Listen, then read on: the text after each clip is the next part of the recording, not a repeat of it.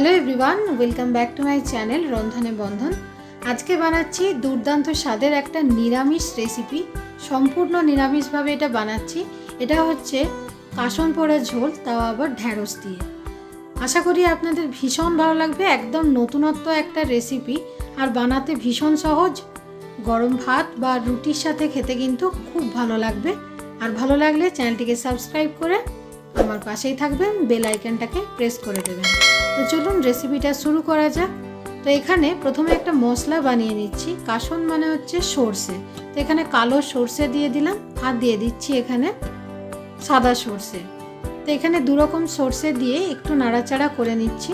তারপর এর মধ্যে দিয়ে দিচ্ছি 2 চামচ পোস্ত। এখানে সর্ষেটাকে আমি 1 চামচ করে নিয়েছি। সর্ষে বেশি লাগবে না, অল্পই লাগবে। 1 চামচ কালো সর্ষে, সাদা সর্ষেও 1 চামচ, আর এখানে 2 চামচ পোস্ত। এটাকে খুব ভালো করে একটু কড়াইয়ের মধ্যে নেড়ে নিতে হবে, যাতে এর একটা সুন্দর ফ্লেভার তৈরি হয়, একটা গন্ধ দারুণ আসে। তো যখন এটাকে একটু ফটফট করে ফুটবে, ঠিক ততক্ষণই এটা নাড়ব। তো দেখুন, আমি এবার এটার একটা গুঁড়ো তৈরি করে নিচ্ছি। এই যে এখানে আমি গুঁড়োটা তৈরি করে রাখলাম। এবার এখানে ভেন্ডি নিয়ে নিয়েছি। ভেন্ডিগুলো আমার এখানে 300 গ্রামের মতন রয়েছে। এটাকে মিডিয়াম সাইজ করে কেটে নিয়েছি। তারপর এখানে নুন আর হলুদ পরিমাণ মতন দিয়ে খুব ভালো করে মাখিয়ে নিচ্ছি। তো ভেন্ডিগুলো যদি ছোট ছোট থাকে তাহলে গোটাও রাখতে পারেন, আর যদি লম্বা থাকে খুব বেশি পরিমাণে তাহলে কেটে হাফ করে নিতে পারেন। এবার একটা কড়াই বসিয়ে দিলাম। কড়াইয়ের মধ্যে দিয়ে দিচ্ছি আমি সরষের তেল। রান্নাটা আমার পুরোটাই সরষের তেলে হবে। তেলটা গরম হয়ে গেছে। এবার ভেন্ডিটাকে তেলের মধ্যে দিয়ে দিচ্ছি। খুব ভালো করে এটাকে নাড়াচাড়া করে একটু ভেজে নিতে হবে, কারণ এই যে একটা ভেন্ডির মধ্যে যে স্লিপারি ব্যাপারটা থাকে, তার জন্য আগে ভেন্ডিটা দিয়ে খুব ভালো করে একটু ভাজা ভাজা করে নিতে হবে, তাহলে সেই স্লিপারি ব্যাপারটা আর থাকবে না। এখানে ঢাকা দিয়ে রান্না করার দরকার নেই, জাস্ট ওপেন কড়াইয়ের মধ্যেই এটা আমি ভেজে নিলাম।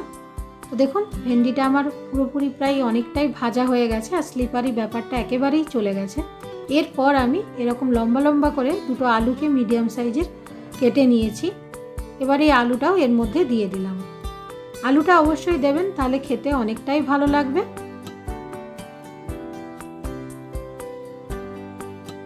আলুটা দেওয়ার পরেও খুব ভালো করে ভাজা ভাজা করে নিতে হবে।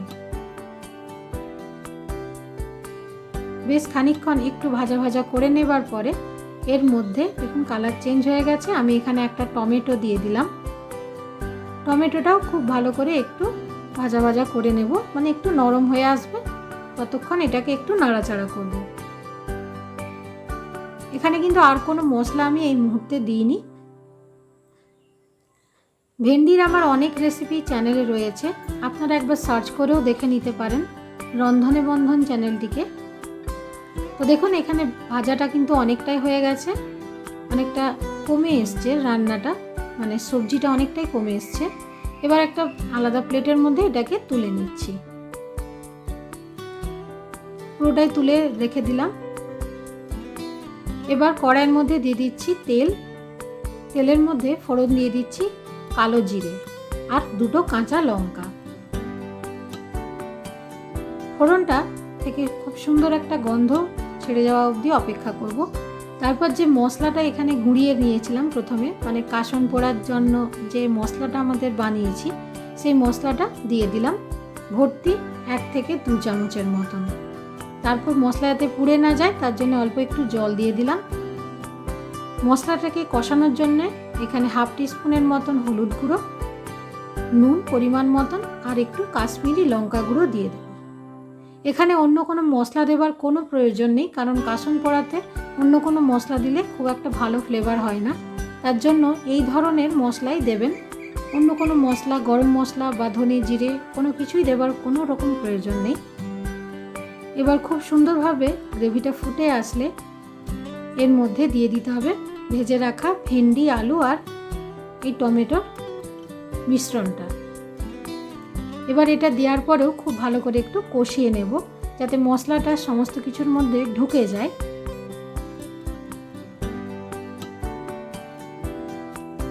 একটু ফুটে আসলে আমি একটু অল্প জল দিয়ে দিয়েছিলাম যাতে মশলা পুড়ে না যায়।